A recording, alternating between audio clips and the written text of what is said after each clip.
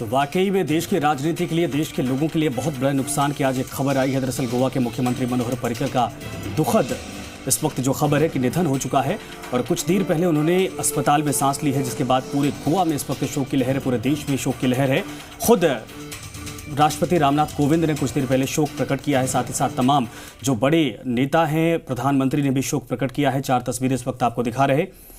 तो गोवा के मुख्यमंत्री मनोहर पर्रिकर का 64 साल की उम्र में निधन हो गया है। पर्रिकर लंबे वक्त से बीमार चल रहे थे, वो कैंसर से जूझ रहे थे। उन्होंने अमेरिका, दिल्ली और गोवा में कैंसर का इलाज भी कराया। अपने आखिरी दिनों में भी पर्रिकर काम में लगे रहे। बीमारी के दिनों में भी उन्होंने गोवा का बजट पेश किया और राज्य का काम बखूबी संभाला। पर्रिकर को 31 जनवरी को एम्स में भर्ती कराया गया था। पर्रिकर ने 3 मार्च को गोवा मेडिकल कॉलेज में चेकअप कराया। फरवरी में पर्रिकर का GMCH में एक ऑपरेशन भी हुआ था, लेकिन फिलहाल बताया जा रहा है कि उनकी स्थिति काफी गंभीर हो चली थी। जो उनका लास्ट मेडिकल बुलेटिन जारी हुआ उसमें ये साफ तौर पर संकेत दिए गए थे कि मनोहर पर्रिकर की हालत बेहद ही खराब चल रही है। 4 तस्वीरें आपके सामने हैं। इन तस्वीरों में बहुत पुरानी तस्वीरें नहीं है, दरअसल 1.5 साल के दरमियान की तस्वीरें हैं, जब रक्षा मंत्री की जिम्मेदारी उनके कंधों पर थी। देख सकते हैं आप PM के साथ। इसके अलावा 4 बार गोवा के मुख्यमंत्री बने थे, लेकिन उनके कर्मठता को देखकर वाकई में उनके जज्बे को सलाम लोग करते थे, आज भी कर रहे हैं उनके जाने के बाद। 2 तस्वीरें वो हैं जो वाकई में लोगों को थोड़ी इस वक्त सहमने के लिए मजबूर करती हैं, क्योंकि जिस वक्त शरीर में ताकत नहीं थी, नाक में नली लगी हुई थी, खुद उनको दूसरों के सहारे चलना पड़ रहा था, उस वक्त वो विधानसभा के भीतर पहुंचे थे, बजट पेश किया था इस बार का। उसके बाद वो तस्वीर भी आप देखिए, साथ ही साथ आपको वो तमाम तस्वीरें याद होंगी जब हाउस द जोश करके जो नारा प्रचलित हुआ था, उसको उनके मुख से लोगों के बीच में, सेना के जवानों के बीच में पहुंचकर, युवाओं के बीच में पहुंचकर सुनते हुए देखा गया था। ये उनके कर्मयोगी होने की पहचान थी। 4 तस्वीरें आपके सामने हैं, आप देख सकते हैं। और इस बीच रौनक व्यास हमारे साथ जुड़ चुके हैं बीकानेर से। रौनक, बेहद ही दुख भरी खबर सामने आ रही है। मनोहर पर्रिकर निधन की खबर सामने आई है। बताया जा रहा है कि उनका लास्ट मेडिकल बुलेटिन जारी हुआ, उसमें ये प्रूफ घोषणा कर दी गई अस्पताल प्रशासन की ओर से कि अब मनोहर पर्रिकर हमारे बीच नहीं है। फिलहाल कितनी अपूर्णीय क्षति माना जा रहा है? जयपुर में क्या कुछ माहौल देखने को मिल रहा है? कितना गमगीन माहौल जयपुर में इस वक्त?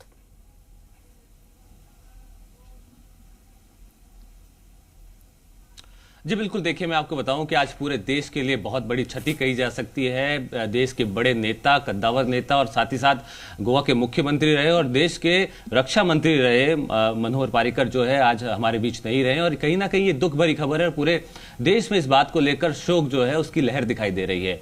क्योंकि अगर देखा जाए तो कई ऐसे बड़े काम उन्होंने देश के लिए किए हैं जो आने वाली कई पीढ़ियां याद रखेगी। हमारे साथ मौजूद हैं केंद्रीय मंत्री अर्जुन राम मेघवाल, हमसे बात करते हैं उनसे, क्योंकि साथ में कैबिनेट में उनके साथ रहे। सर, बड़ी दुख की खबर, क्या कहेंगे आज?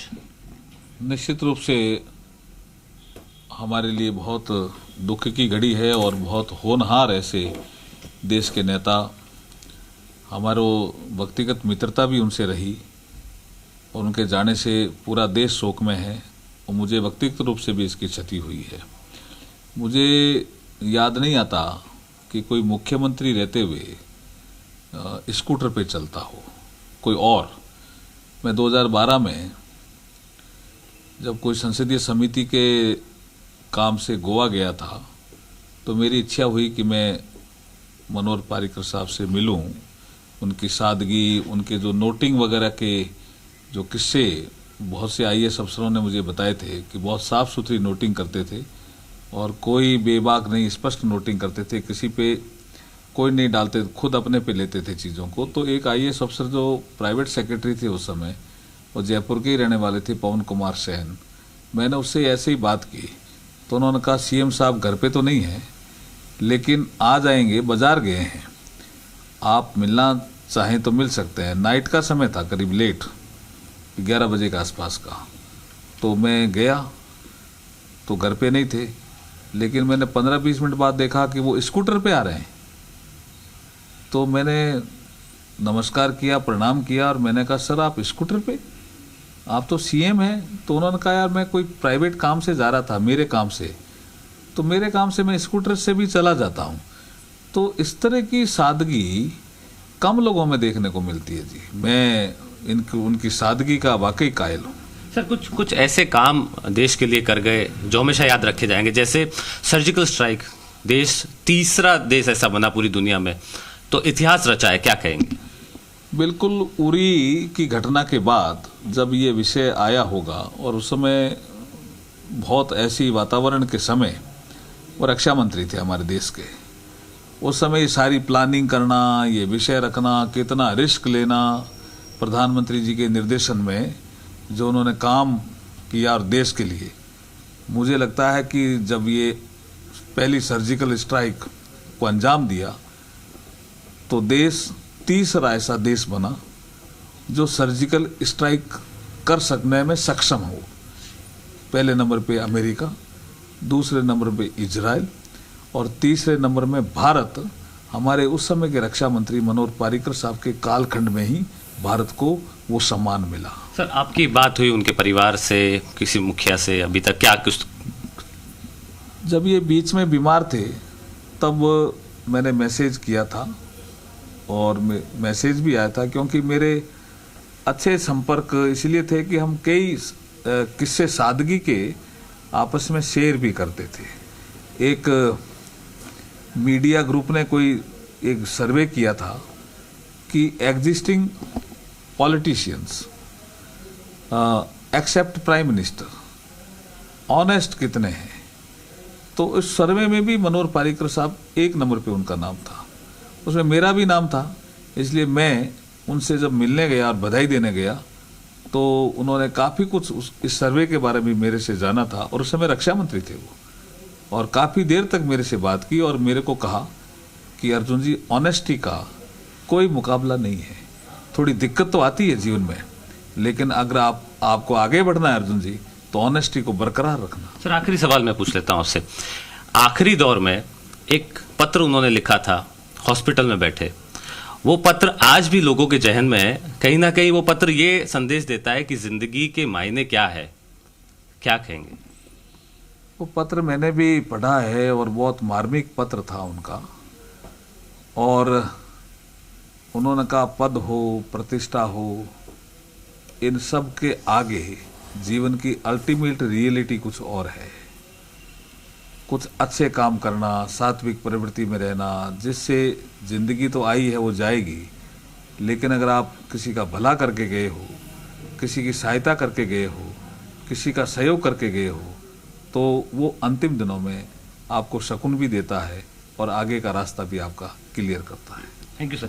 देखिए संजय, कहीं ना कहीं अर्जुन मेघवाल अपनी यादें उनके साथ जो थी वो साझा कर रहे थे और ये कह रहे थे कि कितने सहज वो थे, गोवा की सड़कों पर स्कूटर पर निकल जाते थे। तो कहीं ना कहीं एक नेता की सादगी, बिल्कुल सही रौनक, आपने सही कहा। और मुझे लगता है कि अर्जुन राम मेघवाल तो चूंकि समकक्ष मंत्री रहे हैं, व्यक्ति अंतिम क्षण तक अपने राज्य की सेवा के लिए लगा रहा हो। सर, जब गोवा को याद किया जाता है तो एक शालीन, एक उदार चेहरा जो राजनीति में दूसरे क्षेत्र को छोड़कर आए थे, अब उनसे कितनी बड़ी क्षति है गोवा को? देखिए, गोवा तो कोई नहीं, देश को क्षति हुई है, क्योंकि ऐसे राजनेताओं के अनुकरणीय उदाहरण से और लोग प्रेरित होते हैं और एक स्वच्छ राजनीति करने की प्रेरणा लोगों को मिलती है, जिसका इधर कुछ वर्षों से अभाव हुआ है। तो एक गहरा अभाव हो गया है उनके चले जाने से, और विशेषकर उन नवयुवकों के लिए वो एक ऐसे आदर्श नेता के रूप में उभर रहे थे कि जिन्होंने बिना किसी संकोच के जब जो काम कहा, गोवा के हित में, देश के हित में, उसे स्वीकार किया। और इससे ज़्यादा बड़ा उदाहरण क्या हो सकता है कि अंतिम क्षण तक वो अपने प्रदेश की सरकार को बचाए रखने में, काम करते रहने में उन्होंने अपना जीवन होम कर दिया। मैं समझता हूँ ये एक आजकल के युग में ऐसा अनुकरणीय उदाहरण अन्यत्र मिलना दुर्लभ है। तो गोवा बीजेपी की भरपाई अब कैसे होगी, चूंकि वो रहे नहीं, वो तो इसके अलावा ऐसा तो नहीं होता। देखिए, गोवा किसी भी व्यक्ति के अभाव से उसका स्थान तो नहीं कोई ले सकता, लेकिन संगठन भारतीय जनता पार्टी का बहुत मजबूत है और इसमें ऐसे लोग हैं कि जिनको संगठन अगर जवाबदारी देगा तो उसे वो निभाएंगे। हमारे यहाँ ऐसा नहीं होता है। हमारा तो पहले अध्यक्ष जनसंघ के डॉक्टर मुखर्जी स्थापना के कुछ ही दिनों में चले गए थे, लेकिन तो भी जनसंघ बढ़ता रहा, आगे चलता रहा, लोग निकलते रहे। तो मैं नहीं समझता कि ऐसा कुछ होगा कि भरपाई बिल्कुल ही नहीं हो सकती। हाँ, दिक्कत हो सकती है, छांटने में दिक्कत हो सकती है, और किसी को उस आदर्श के स्तर पर पहुंचने में दिक्कत हो सकती है, लेकिन ऐसा कुछ नहीं है कि काम कैसे नहीं चलेगा, क्या होगा क्या नहीं होगा। नहीं, हमारी पार्टी में बहुत क्षमता है। एक अंतिम सवाल इससे जुड़ा हुआ है, दिगंबर का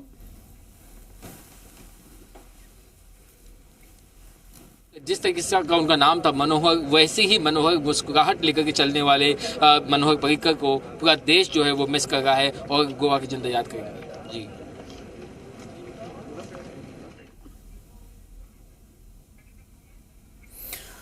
तो दो तस्वीरें आपको दिखा रहे हैं, ब्रह्म जोशी को आप सुन रहे थे, लेकिन एक तरफ गोवा की वो तस्वीरें जो लगातार वहां से आ रही हैं वो हम आपको दिखा रहे हैं। परिवार के लोगों की कुछ देर पहले आपने तस्वीरें देखी थी। बड़ा बेटा जो अमेरिका में रहता था वो भी वापस लौट चुके थे, छोटे बेटे के साथ इस वक्त अस्पताल में जब उन्होंने अंतिम सांस ली, पूरा परिवार इस वक्त वहाँ पर कहा जाए कि मौजूद था। लेकिन वाकई में जितना उनके सादगी के साथ साथ उनकी जिम्मेदारी social person and we never expected that he will leave us soon. It is so sad. I express my condolences to the family members of late Parrikar ji. मनोहर पारिकर जी की अचानक और बेवकत मौत से बहुत सदमा पहुंचा। मनोहर पारिकर जी को मैं कई दशकों से जानता था, जब वो पहले भी चीफ मिनिस्टर थे और उससे पहले भी जब वो पहले चीफ मिनिस्टर नहीं थे, और उसके बाद जब वो पार्लियामेंट में आए। शरीफ आदमी थे, चाहे वो दूसरी विचारधारा के थे, लेकिन व्यक्तिगत तौर पर वो अच्छे थे और अच्छे पार्लियामेंटेरियन थे। उनकी इस अचानक मौत से सभी को दुख हुआ है और मेरी पूरी सहानुभूति उनके पूरे परिवार के साथ। तो सारे नेताओं का रिएक्शन आप सुन रहे। दरअसल इस वक्त किसी की जुबान पर कहने को बहुत कुछ नहीं है, और सुभाष चंद्रा जो सांसद हैं उन्होंने भी ट्वीट करके संवेदना प्रकट की है। गोवा के सभी नागरिकों और पर्रिकर जी के सभी प्रशंसकों के प्रति सहानुभूति, और पर्रिकर जी की कमी सबको खलेगी। परमात्मा मेरे प्रिय मित्र यानी मनोहर पर्रिकर साहब के आत्मा को शांति दे। तो डॉक्टर सुभाष चंद्रा की तरफ से ये ट्वीट किया गया है। और इस वक्त अगर आप ऐसे देखें तो तमाम जो बड़े दिग्गज हैं सबकी जो कंठ हैं, गला रुधा हुआ है और ट्विटर के माध्यम से अपनी संवेदनाएं प्रकट कर रहे हैं। तो कहने को बहुत सारी कहानियां हैं मनोहर पर्रिकर साहब की। सबकी ज़ुबान पर कुछ ना कुछ है, जो संसद में उनके साथ रहे हैं या फिर मंत्री परिषद में उनके साथ रहे हैं, या फिर उसके पहले जो गोवा में उनके साथ रहे हैं। वाकई में सबकी ज़ुबान से कुछ ना कुछ आप सुन रहे। ये देखिए, प्रेसिडेंट ऑफ इंडिया यानी कि रामनाथ कोविंद साहब की तरफ से भी ट्वीट करके मुख्यमंत्री मनोहर पर्रिकर के निधन पर शोक प्रकट किया गया, और प्रधानमंत्री की तरफ से है और सभी मुख्यमंत्री की तरफ। अमूमन पार्टीगत से ऊपर, दलगत से ऊपर उठकर बात की जाए तो कांग्रेस, बीजेपी, तमाम दलों के नेताओं ने ट्वीट करके संवेदना प्रकट की है। लेकिन इस वक्त आपको दिखा रहे हैं राष्ट्रपति का ट्वीट जो उन्होंने शोक प्रकट किया है आकस्मिक निधन पर मनोहर पर्रिकर साहब के।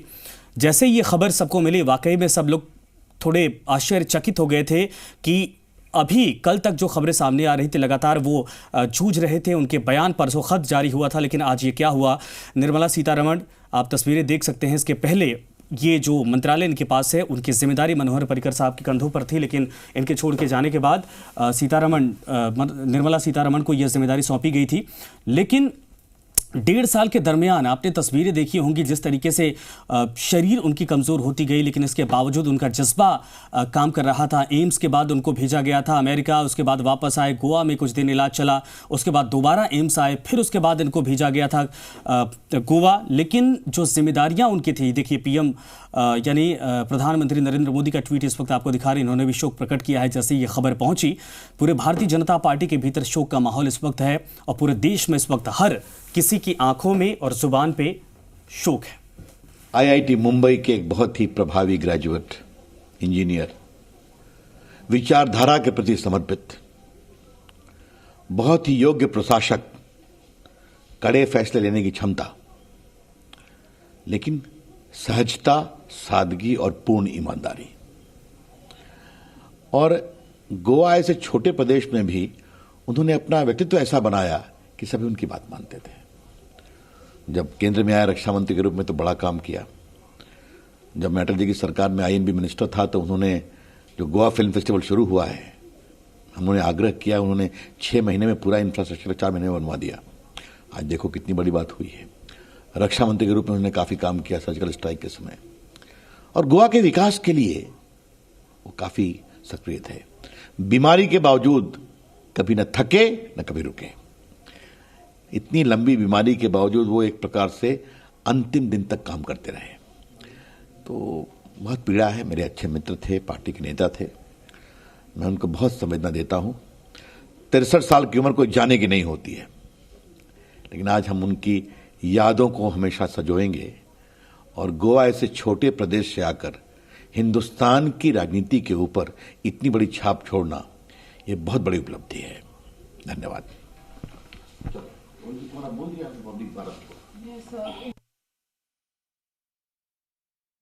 कि निश्चित तौर पर देखिए हर किसी की जुबान पर उनकी सादगी याद आ रही है। थोड़ी देर पहले आपने सुना अर्जुन राम मेघवाल को, उन्होंने भी इस बात का जिक्र किया कि जब वो उनके घर पहुंचे, जब उनसे मुलाकात करने के लिए पहुंचे, तो सीएम रहते हुए भी वो किस तरीके से एक सादगी के साथ अपना जीवन व्यतीत करते थे। वो पहलू, वो जो उनका दिनचर्या थी, वो जो उनके जीवन का हिस्सा था, वो निश्चित तौर पर सभी को अपनी ओर आकर्षित करता था। कई बार सोशल मीडिया पर इस तरह की खबरें सामने आई कि मनोहर पर्रिकर स्कूटर से निकल जाते हैं। जे माजी संरक्षण मंत्री, भारतीय जनता पक्षाचे नेते मनोहर पर्रिकर जी यांचं दुःखद निधन झालं, हे आमच्या सर्वांकरताच। तो देवेंद्र फडणवीस को सुन रहे थे। निश्चित तौर पर पूरी पार्टी में शोक की लहर है। राजनीति में हम कह सकते हैं कि अपूर्णीय क्षति हुई है, जिसको कभी पूर्ण नहीं किया जा सकता। हालांकि पार्टी की ओर से ये साफ, अभी आपने सुना, ये कहा गया कि देखिए जगह भर सकती है लेकिन कमी पूरी नहीं हो सकती है। जब नेतृत्व की बात होती है कि गोवा के नेतृत्व पर सवाल खड़े होते हैं कि किस तरीके से इस जगह को भरेगी भारतीय जनता पार्टी, तो क्या कुछ राजनीति में प्रतिक्रियाएं सामने आ रही हैं मनोहर पर्रिकर के निधन के बाद? आइए वो भी एक बार आपको सुनाते हैं। बहुत बढ़िया उनका हमारा संबंध रहा है। मैंने उनको बहुत नज़दीक से देखा। उन्होंने गोवा को बनाने के लिए बहुत काम किया। उन्होंने रक्षा मंत्री रहते हुए इस देश की बहुत सेवा की। हम उन्हें कभी नहीं भुला पाएंगे। मनोहर पर्रिकर का देहांत हुआ है, उससे हमको बहुत दुख है। वो किसी भी पार्टी में रहने दो, वो एक अच्छे व्यक्ति थे और अपनी एक छाप गोवा में रखे थे, और वो डिफेंस मिनिस्टर के नाते भी बहुत अपने विचार अलग रखे। उसके देहांत से पॉलिटिक्स में खैर एक गैप वहाँ पर आया है। उनका पूरा जीवन शुचिता का एक पाठ है और पूरे देश को उन्होंने रुलाया है। आज कैंसर की बीमारी, जब डॉक्टर ने आगे कोई उपाय नहीं है ऐसा बताने के बाद भी लगातार काम करते रहना, और पिछले महीने में हमारे एनआईटी का शिलान्यास उनके घर में ही हमने किया, और तब भी उनके जज्बे को सलाम करने के लिए मैं गया था। तो ये एक अद्भुत भारत की राजनीति का पर्व है कि जहां इस तरह की निष्ठा हमने देखी है, तो उनको बहुत बहुत भावभीनी श्रद्धांजलि। अति दुखद समाचार है। स्वास्थ्य की जो परेशानी थी उसके चलते हुए भी निरंतर गोवा की जनता की सेवा में लगे रहे। कभी भी उन्होंने अपने कर्तव्य को निभाने में ये नहीं दिखाया कि स्वास्थ्य उसकी वजह से वो नहीं कर पाएंगे। एक सज्जन पुरुष थे।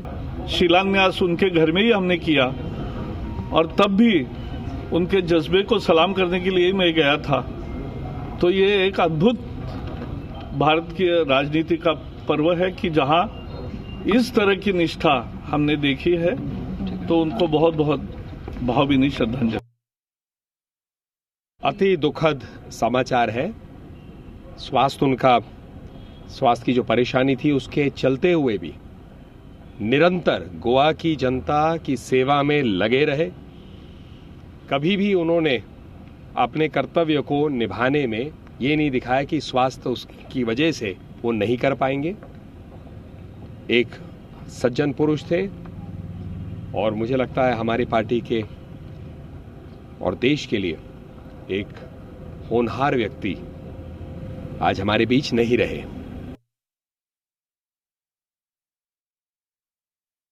इतना सादगी, इतना साफगोई के साथ, इतना स्पष्ट विचार और डेवलपमेंट के प्रति जो उनका एक नजरिया था हम जैसे लोगों के लिए, और मैं जब भी उनसे सुझाव लेता, जब भी उनसे बात करता, हर विषय में उनका एक अलग दृष्टिकोण होता था और एक बहुत भला आदमी हम सब के बीच से चला गया, जिसको देश की जरूरत थी, जिसके विकास और डेवलपमेंट का जो कंसेप्ट था वो गोवा से हटकर गोवा के साथ पूरे देश के लिए। शिलान्यास उनके घर में ही हमने किया और तब भी उनके जज्बे को सलाम करने के लिए मैं गया था। तो ये एक अद्भुत भारत की राजनीति का पर्व है कि जहां इस तरह की निष्ठा हमने देखी है, तो उनको बहुत बहुत भावभीनी श्रद्धांजलि। अति दुखद समाचार है। स्वास्थ्य की जो परेशानी थी उसके चलते हुए भी निरंतर गोवा की जनता की सेवा में लगे रहे। कभी भी उन्होंने अपने कर्तव्य को निभाने में ये नहीं दिखाया कि स्वास्थ्य उसकी वजह से वो नहीं कर पाएंगे। एक सज्जन पुरुष थे और मुझे लगता है हमारी पार्टी के और देश के लिए एक होनहार व्यक्ति आज हमारे बीच नहीं रहे।